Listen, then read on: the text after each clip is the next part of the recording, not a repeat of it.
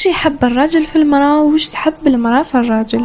نشوفوا بزاف فيديوهات من هذا النوع على مواقع التواصل الاجتماعي، لكن هل فعلا ما يذكر فيها عنده أساس علمي أم أنها مجرد أدب نفسي وتحليلات شخصية؟ في هذا الفيديو تانيت راح تشرح تفضيلات سوق الاقتران بالاعتماد على علم النفس التطوري، بشرط تتابعوا الفيديو للأخير لأن النهاية قد تضرب كل ما قيل في بداية الفيديو في الصفر.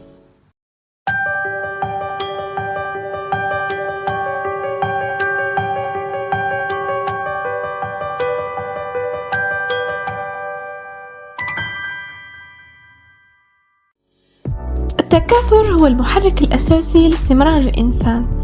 تحكم زوج أنواع من العلاقات، اللي هي العلاقات قصيرة الأمد والعلاقات طويلة الأمد، واللي تتمثل في أغلب الثقافات بالزواج. هذا النوع الأخير هو اللي راح نركز عليه في الفيديو. يقول ديفيد باس الرائد في علم النفس التطوري أنه في العلاقات الطويلة كاين معايير كثيرة تحكم الجنسين في تفضيلاتهم للتزاوج. هذه المعايير ورثناها من أسلافنا في اللاوعي تاعنا، مهما تخيلنا أنها تفضيلات شخصية فهي في الأساس مغروسة في جيناتنا لأنها قدرت تستمر بسبب هذه المعايير. أما الجينات اللي نبذتها أو أهملتها اختفت وانقرضت، ما كانش معنا اليوم. النساء مثلا كانوا يقضوا بزاف وقت في الحمل والرضاعة وتربية الأطفال، وبحكم أن الندرة في الغذاء والحماية كانت وربما ما زالت هي السائدة في الطبيعة، احتاجت جداتنا أنهم يلقوا شريك يسهل عليهم مهمة توفير الموارد ليهم ولأطفالهم، الشيء اللي يساعد فيه بزاف شريك واحد وفي. وباش تعرف باللي راه قادر على توفير الموارد لازم تكون عندها مفاتيح أو دلائل على هذا الشيء، سواء شخصية كالثقة بالنفس ويكون يعرف يهدر، أو جسمية كالقوة البدنية والصحة الجيدة، أو حتى السمعة والتقدير اللي عنده في الجماعة. ومن هنا جاءت رغبة النساء في رجل عنده مسيرة مهنية ناجحة وأموال ومكانة اجتماعية قوية، بل وحتى حس الدعابة مرغوب، لأنها كلها عوامل تبني علاقات واسعة، وبالتالي الوصول للموارد حيكون أسهل وأوفر. وعلى هذه نلقاو ستيريوتايب الشائع في المجتمع أن البنات يحبوا الحديدة والماتريال وما يهمهاش وفاء الرجل أو كونه متزوج من عدمه، المهم أن تصل إلى الموارد بسهولة. برويطة تبدل الأفياق. كانت عندي صديقة كي تشوف طوموبيل هكا ولا تشوف واحد عنده درام تولي تفيبري.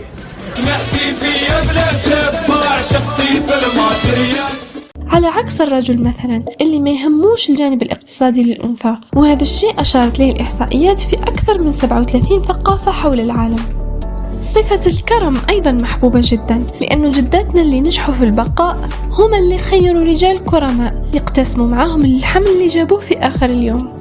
أيضا يفضلوا النساء الرجل الأكبر سنا إلى حد ما، لأنه عنده القوة والوجاهة والجدية الأكثر في الاستقرار، بالإضافة للرجل الطموح والمجتهد لأنه راح يبقى دايما يحاول يزيد من الموارد ويحسن من جودتها. وكذلك الرجل اللي عنده براعة رياضية، بالبلدي كده طويل، كتافه عراض، عنده عضلات في شيب تورسو، ببساطة لأنها كانت تحتاج قديما لتوفير الحماية. نقطة أخرى مهمة جدا هي الصفات الجسمانية والصحة الجيدة. كل ما كان الرجل أوسم كل ما ضمنت جينات أفضل لأطفالها، وكل ما كان أطفالها أجمل كل ما كانت حظوظهم في الاقتران الجيد أعلى، وبالتالي راح تضمن جيناتها الاستمرار من خلالهم. بالإضافة إلى أن الجمال وتناظر ملامح الوجه يدلوا على الصحة الجيدة. آخر حاجة كانت تحبها جدتنا هي أنها تتزوج برجل مريض، لأنه معرض لخطر الموت المبكر وبالتالي توقف الموارد، وثاني خطر العدوى على الأطفال اللي تعبت عليهم وتخاف عليهم يموتوا. وبالمناسبة لهذا السبب بالذات تفضل الإناث الذكور الحاملين لصفات ذكورية واضحة، كما الفك السفلي كي يكون طويل وعريض، وعظم الحاجب الأقوى، وعظام الخد الأكثر بروزا، اللي تدل أساسا على وفرة هرمون التستوستيرون، لأنه علميا وحسب ريهان جونستون المستوى العالي من التستوستيرون يهدد الجهاز المناعي، وبالتالي الذكور الأصحاء فقط يسمحوا لأرواحهم أنهم ينتجوه بكميات عالية، بينما قليلي الصحة يقمعوا الإنتاج تاعه باش يحافظوا على الجهاز المناعي الضعيف أصلا. نروح الآن لمعايير الرجال. أعلاه الرجال يتزوجوا، وش يخليهم مضطرين لعلاقات طويلة الأمد وهم قادرين يديروا علاقات قصيرة وينشروا جيناتهم على أوسع نقاط؟ وش راح يستفادوا من الزواج أصلا؟ الجواب هو أنه كي يتزوج الراجل يقدر يلقى حصول متكرر وحصري على الجنس، وبالتالي يتأكد من أبوته للأطفال اللي راح يستثمر فيهم ويبقى يوفر لهم الموارد طول حياته. وثاني، قديما كانوا يتزوجوا باش يحصلوا على مكانة اجتماعية أحسن، لأن الرجال في بزاف ثقافات ما يوصلوش الرجولة الكاملة حتى يتزوجوا، بالإضافة لتوسيع الحلفاء المحتملين اللي قادر يجيوه من عائلة الزوجة. بعد ما ديسيد حبيبنا حامل الإكس واي أنه يتزوج، راح يلقى روحه لا شعوريا منجذب لمعايير ثاني من نوع آخر في الأنثى. أولها هي الخصوبة والقيمة الإنجابية، وبما أنه ما يقدرش يقدر الخصوبة بشكل دقيق يلجأ لصفات قادرة تدل عليها، كما السن الصغيرة والحوض الواسع والشفاه المكتنزة، وطبعا الملامح المتناظرة والجمال لضمان جينات أكثر جودة لأولاده. من بين الصفات الأخرى المرغوبة هي البشرة النقية الناعمة، العيون الصافية، الشعر اللامع، المشية الشابة المفعمة بالحيوية، كامل صفات تدل على الصحة الجيدة وبالتالي القدرة على الحمل. وكاينة صفة مرغوبة جدا في النساء وما زالوا لليوم يخسروا بزاف دراهم في الجيم ويروحوا يديروا عمليات الضلوع المؤلمة غير باش يحصلوا عليها، وهي الويست هيبس ريشيو أو نسبة الخصر للوركين المنخفضة. علاه تحظى هذه الصفة بكل هذه الأهمية؟ ببساطة باسكو تدل على أن المرأة شابة وما هيش حامل، اللي عندها نسبة الخصر للوركين مش ضيقة كانت منبوذة من طرف الأسلاف، لأنهم كانوا يحسبوها حامل، وبالتالي مش راح يقبل الزوج أنه يستثمر موارده على طفل وجينات رجل آخر. إنسان في الكهف ما عندوش اختبارات الحمل، وهذا وين وصلوا عقله. مبدأ عينك ميزانك، لأنه اللي خصرها ضيق مستحيل تكون حامل. بالإضافة إلى أنه هذه النسبة تدل على الصحة الجيدة، لأنه بزاف أمراض كما السكري وارتفاع ضغط الدم ومشاكل المرارة والسكتات الدماغية تعيد توزيع الشحم على عكس النسبة المنخفضة للخصر والوركين. إذن الراجل اللي يفكر في الزواج واستثمار الموارد في أطفال مرته لازم له يتأكد باللي الأطفال هذوك اللي راح يستثمر فيهم من صلبه هو مش من صلب رجل آخر، لأنه ما هوش مستعد يخسر بزاف وقت وموارد باش يلقى زوجة مناسبة ويتنافس عليها مع الآخرين، وفي الآخر يلقى روحه يستثمر على أطفال رجل آخر.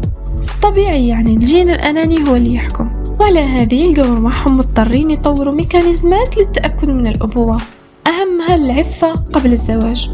ومن هنا جاء النبذ الاجتماعي للنساء اللي يمارسوا علاقات متعددة أو كما يسميهم المجتمع العاهرات، بالإضافة لفكرة العذرية قبل الزواج اللي حطوا عليها علماء الأنثروبولوجيا فرضيات متناقضة، وقالوا أنه ممكن يكونوا اخترعوها النساء باش يقدموا صك على عفتهم ووفائهم، كما ممكن يكونوا رجالهم اللي حطوها كمعيار على أنهم يتزوجوا من مرأة عفيفة.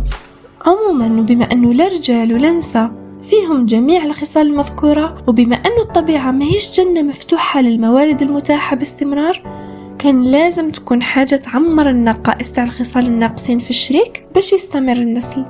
وما القرية يتمناو كل الصفات المرغوبة تطوريا، إلا أنهم يحاولوا يوازنوا بين الصفات المتوفرة في الشريك المتاح على قد ما يقدروا، والثغرات اللي تبقى كما ثقب في حيط لازم لها إسمنت باش يعمرها. هذا الإسمنت guess what هو الحب. الحب. الفكرة قادرة تقتل الشاعرية تاع الحب ككل، لكن في النهاية ما تخافوش، احنا مخلوقين جينيا باش نحبه. في الأخير تاني تؤكد أن تحليل هذه النقاط والرجوع إلى مناشئها البدائية لا يعني أبدا المصادقة عليها، بل على العكس، الإنسان عدو ما يجهل. كل ما عرفتها وكونت وعي عليها كل ما وليت أنت اللي تتحكم فيها مش هي اللي تتحكم فيك. وعلى هذه جات الحضارة وما بقيناش حيوانات في الغاب، خصوصا كي نعرفوا أنه هذه المعايير هي ميكانيزمات بدائية حاول أسلافنا يعاونوا بها رواحهم في غياب التكنولوجيا والوسائل المتقدمة اللي تغنينا اليوم على كل هذه المتاهات، كما تيست الحمل، تيست إثبات الأبوة بالأديان، معالجة العقم، بلا ما ننسى التغيير الثوري في الأفكار والثقافات ودوافع العيش أصلا، وين استبدلت الغريزة العمياء في البقاء بالكثير من الفلسفات خصوصا البعد حداثية، وين ظهرت اللا إنجابية مثلا كخيار، أو الامتناع عن الزواج ككل، أو تبني وكفالة أطفال آخرين، أو معايير مختلفة تماما عند اختيار الشريك.